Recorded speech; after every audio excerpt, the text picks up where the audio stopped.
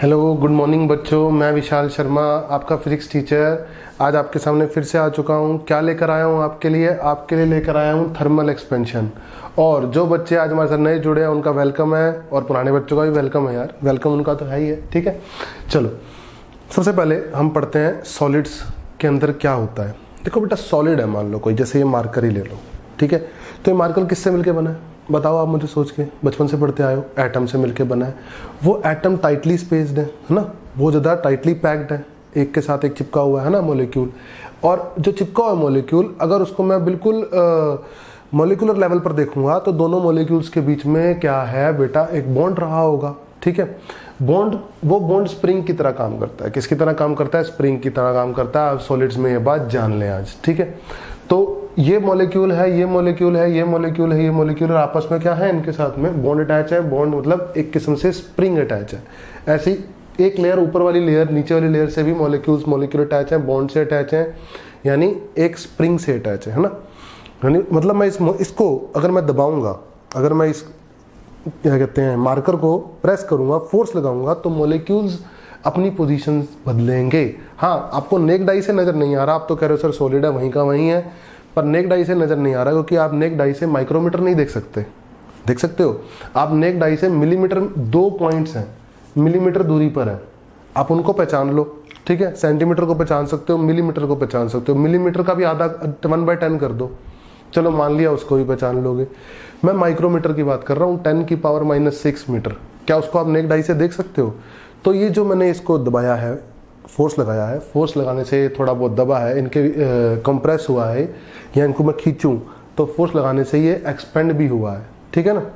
अगर ये कंप्रेस और एक्सपेंड हुआ है, हमें नेक्ड आई से नजर नहीं आ रहा, बट हुआ है, ठीक है ना। अब खैर हमने सॉलिड्स नहीं पढ़ना, वो सब हम सॉलिड्स में पढ़ेंगे। तो फिलहाल तो हमने ये पढ़ना है कि मान लो ये मॉलिक्यूल है गैस के, कहते हैं किसी सॉलिड के। मैंने क्या करा, हीट देना शुरू किया, टेम्परेचर बढ़ाया। तो पहले मॉलिक्यूल क्या होते हैं, अपनी मीन पोजीशन पे होते हैं। मीन पोजीशन मतलब अपनी जहां पर उन पे नेट फोर्स क्या होता है, 0, ये यहाँ पर है। और अब मैंने क्या करा, टेम्परेचर बढ़ाया। टेम्परेचर बढ़ाने से क्या हुआ, इनका वाइब्रेशन करने का एम्पलीट्यूड क्या कर गया, बढ़ गया। एक्चुअली में हो ये रहा है कि मॉलिक्यूल है, ये मॉलिक्यूल ऐसे वाइब्रेट कर रहा है, ऐसे ऐसे ऐसे, रूम टेम्परेचर पे क्या कर रहा है, वाइब्रेट कर रहा है, कोई दिक्कत नहीं है, हमें दिखाई नहीं दे रहा, बट ऐसा हो रहा है। मॉलिक्यूल रूम टेम्परेचर पे क्या कर रहा है, वाइब्रेट कर रहा है, ऑसिलेट कर रहा है, ठीक है। मैंने टेम्परेचर बढ़ाया, टेम्परेचर बढ़ाने से क्या हुआ, इसका एम्पलीट्यूड वाइब्रेशन का बढ़ गया। एम्पलीट्यूड बढ़ गया तो इसका मतलब इस मॉलिक्यूल की एनर्जी बढ़ गई। एनर्जी बढ़ गई तो इसका मतलब दो मॉलिक्यूल्स के बीच का इंटरमोलिक्यूलर सेपरेशन क्या हो चुका है, चेंज हो चुका है, बढ़ चुका है, ठीक है ना। यही कारण है हम बोलते हैं solids generally expand on heating.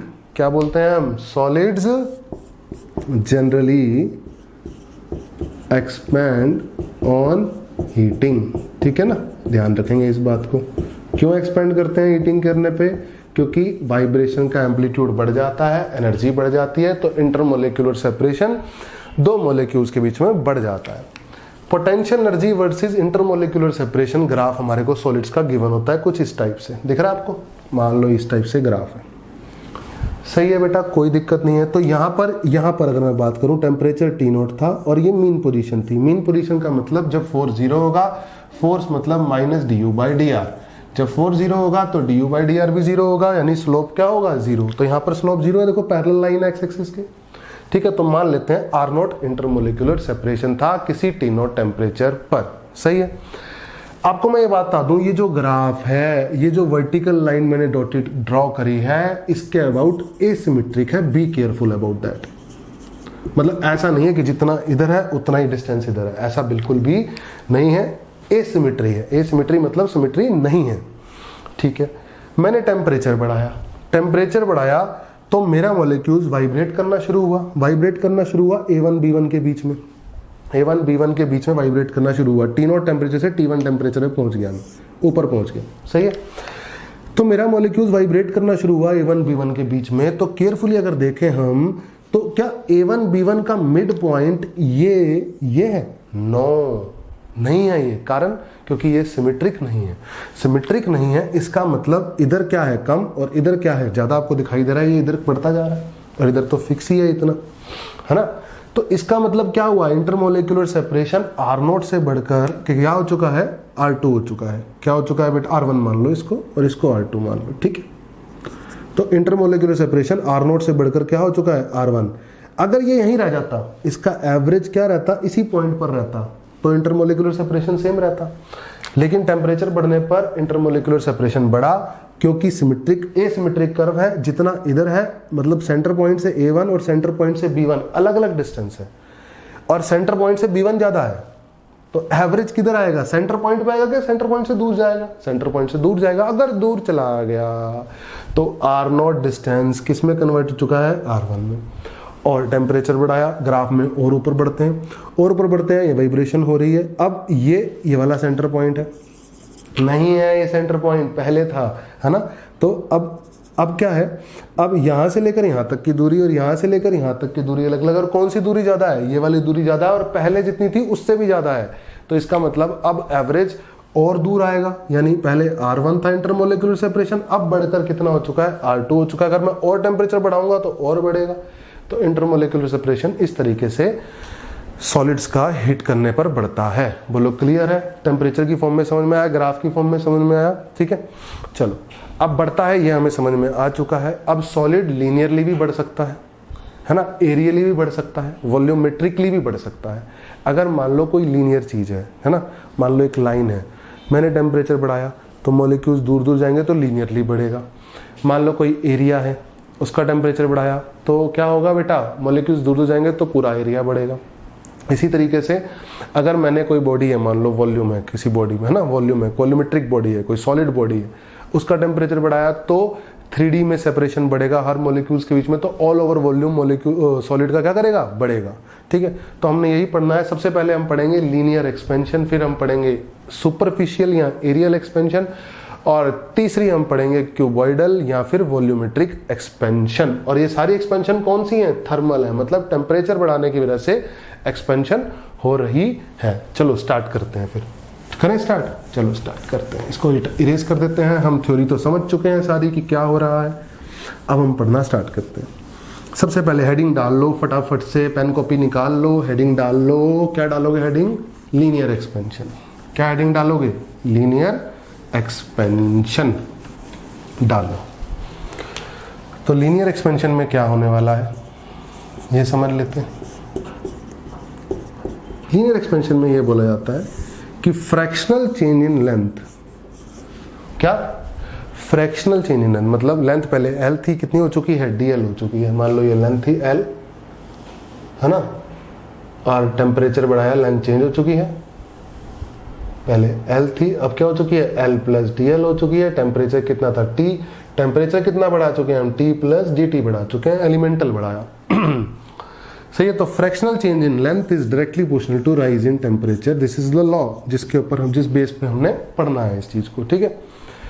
क्या लो है कि fractional rise in temperature is directly proportional to rise, fractional rise in length, है ना, fractional change in length is directly proportional to rise in temperature. जैसे ही प्रोपोर्शनलिटी हटाता हूं constant आता है, बिल्कुल सही बात है। DL by L is equal to alpha DT। बोलो क्लियर है, alpha is constant, coefficient of linear expansion. इसको क्या बोलते हैं हम, कोफिशिएंट ऑफ लीनियर एक्सपेंशन। ये कांस्टेंट है, इसको बोला जाता है कोफिशिएंट ऑफ लीनियर एक्सपेंशन। बोलो क्लियर है। अब क्या करेंगे, आपको साफ साफ दिखाई दे रहा है, दोनों को इंटीग्रेट कर दो। कांस्टेंट है ये अल्फा, कोई दिक्कत नहीं है। अल्फा वेरिएबल होगा किसी क्वेश्चन में तो उसको हम इंटीग्रेशन के अंदर डालेंगे, है ना। खैर वो आगे की बातें हैं।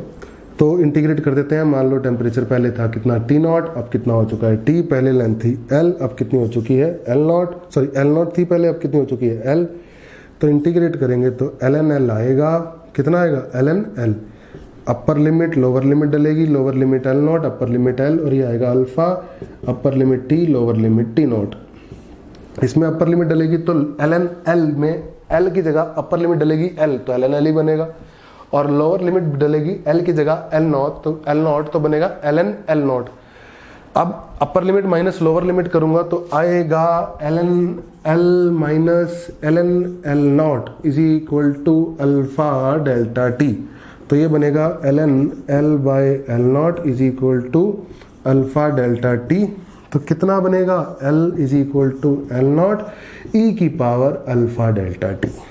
दिस इज द इक्वेशन, ये बनेगा L equal to L naught E की पावर अल्फा डेल्टा टी। मैं आपको एक बात बताना चाहता हूँ, ये अल्फा कांस्टेंट होता है और इसकी वैल्यू रेंज जो होती है, ऑर्डर जो होता है वो 10 की पावर -5-6 का होता है।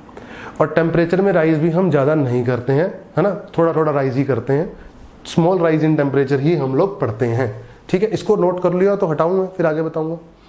अब इससे मैं फायदा क्या मिला, बेनिफिट क्या मिला, जो मैं बोल रहा हूँ, मैं इसको जो बोल रहा हूँ उससे बेनिफिट ये मिला कि अगर मैं क्या करूँ, अगर मैं इसमें एक्सपोनेंशियल की सीरीज लगा दूं, e की पावर x का एक्सपेंशन लगा दूं, तो क्या होता है, e की पावर x का एक्सपेंशन पढ़ लेते हैं, L equal to L naught 1 plus x square by 2 plus x cube by 3।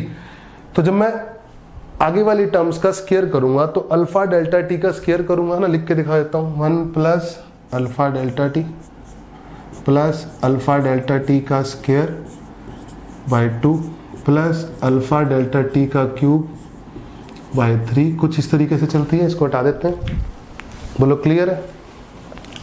तो मैं बोल रहा हूं आपको अल्फा 10 की पावर -6 के ऑर्डर का होता है, तो हायर टर्म्स क्या हो जाएंगी, निग्लेक्ट हो जाएंगी। कारण, क्योंकि हायर ऑर्डर टर्म निग्लेक्ट क्यों होंगी, क्योंकि अल्फा भाई पहले से ही 10 की पावर -6 है और उसका स्क्वायर कर दोगे तो कहाँ जाएगा, 10 की पावर -12 पे।